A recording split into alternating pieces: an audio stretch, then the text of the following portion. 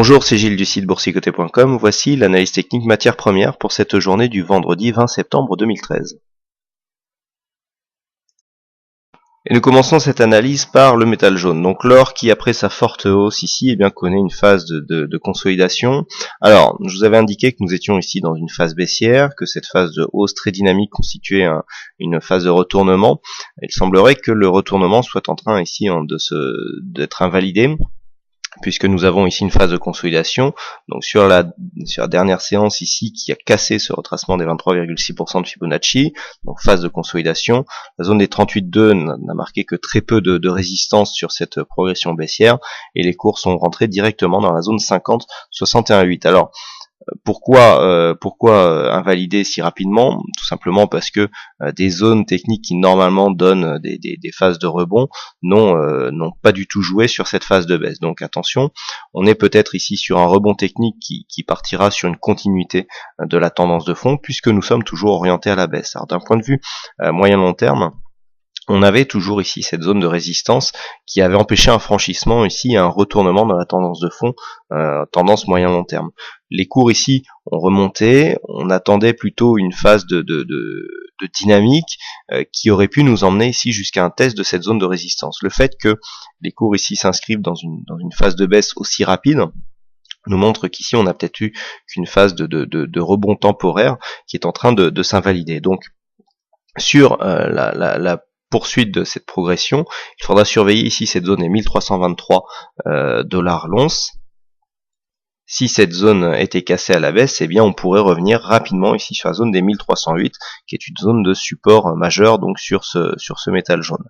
Et puis sur une cassure de ces 1308, on reviserait ici la poursuite de ce mouvement baissier, puisque même si on a ici une phase de retournement court terme, d'un point de vue moyen-long terme, on n'a pas réussi à casser les récents points hauts significatifs de cette tendance moyen-long terme qui est toujours orientée à la baisse, et donc on irait vers une poursuite de ce mouvement qui serait confirmée par une cassure des 1292 $ l'once. Donc attention, cette rechute rapide ici, on peut avoir un rebond, on arrive ici dans une phase d'exagération, mais l'or est un sous-jacent très volatile, on peut avoir des phases d'exagération qui durent, on peut voir ici sur cette phase dynamique que ça a déjà eu lieu, idem ici sur cette phase de baisse, et donc on pourrait revenir ici rejoindre cette zone.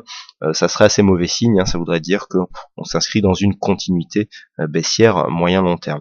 Alors, les niveaux à dépasser à la hausse pour inverser cette tendance baissière, seront définis par cette résistance oblique baissière, qui est une résistance, je le rappelle, qui est une résistance moyen-long terme, puisqu'on a de nombreux points de contact sur cette résistance, donc depuis maintenant quelques mois.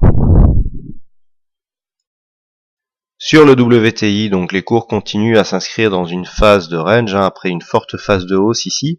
Alors, à signaler, on avait des retracements de Fibonacci ici sur une ancienne tendance moyen-long terme, que les archives ne m'autorise plus à vous indiquer.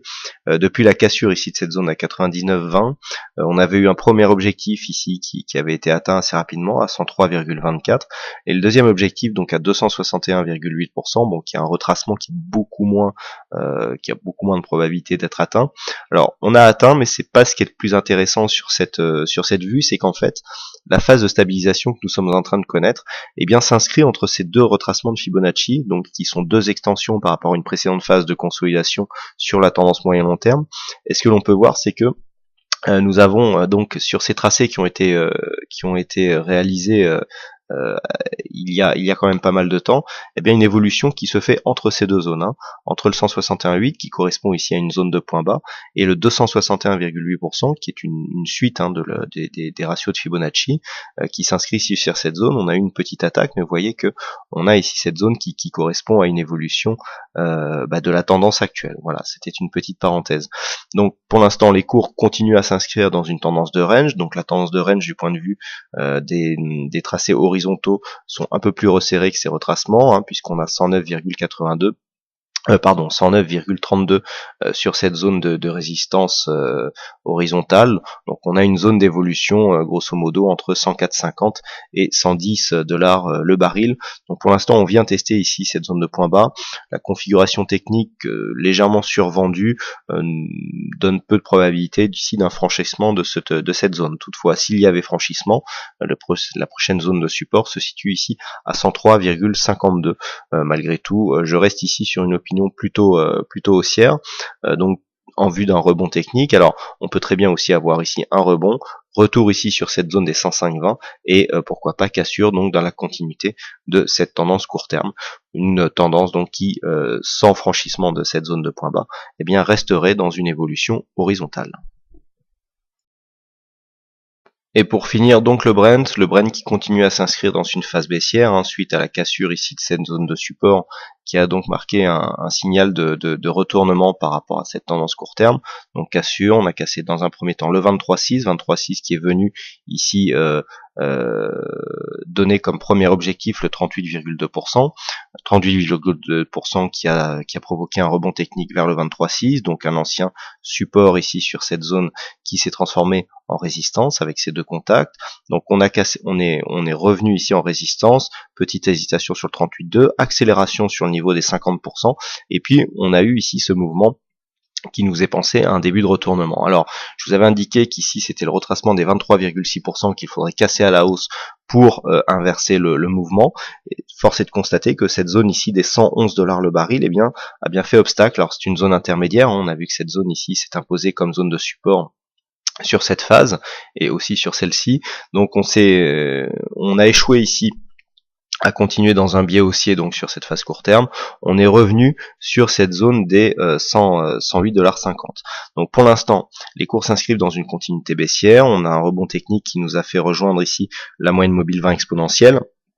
Donc nous avons sur cette phase plusieurs signaux possibles. Alors on voit que nous avons atteint ici le retracement des 50%. On peut très bien venir ici retrouver cette zone des 50,61,8. La zone des 106,64 $ le baril semble être un bon niveau pour jouer le retournement. Pour l'instant, les cours s'inscrivent toujours d'un point de vue court terme dans une phase baissière. Donc l'entrée dans cette zone nous confirmerait la consolidation de cette vue moyen-long terme, donc sur une zone de retracement classique. Le niveau 50,61,8 nous donne pas mal d'objectifs de retracement. Après, tout se jouera dans cette zone sur ici un possible retournement ou pas. Nous avons pour l'instant une petite entrée sur cette zone, donc on a un petit biais haussier possible ici sur un retournement à 108,50, mais qu'il est pour l'instant trop tôt pour anticiper. Alors le point en fait par rapport à ces deux points bas, on pourra jouer un retournement sur une cassure ici de cette zone des 111 $ le baril, tout simplement puisque c'est devenu une zone de points hauts significatifs, même si nous n'avons pas eu ici de nouveaux plus bas, mais on peut très bien ici valider cette zone comme une zone de retournement, ne serait-ce que sur la vue ici court terme. Donc là, on est un peu entre deux eaux, difficile de parler vraiment de retournement. Ça serait un peu anticipé, on n'a rien qui vient confirmer cette possibilité, juste il faut surveiller ici les niveaux pour essayer de dégager la tendance de fond. Pour l'instant, nous avons toujours une succession de plus haut, de plus en plus bas, succession de plus bas, toujours de plus en plus bas aussi. Tant qu'on ne vient pas casser cette zone, on peut très bien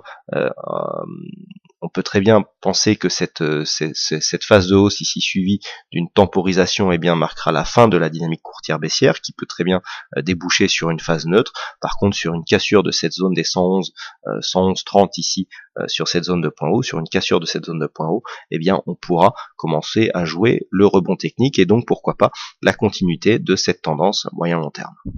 Voilà ce que nous pouvons dire donc sur cette analyse technique matière première. Il ne me reste plus qu'à vous souhaiter à toutes et à tous une bonne fin de week-end, bonne chance dans vos prochains trades et on se retrouve donc dès lundi pour d'autres analyses techniques en vidéo.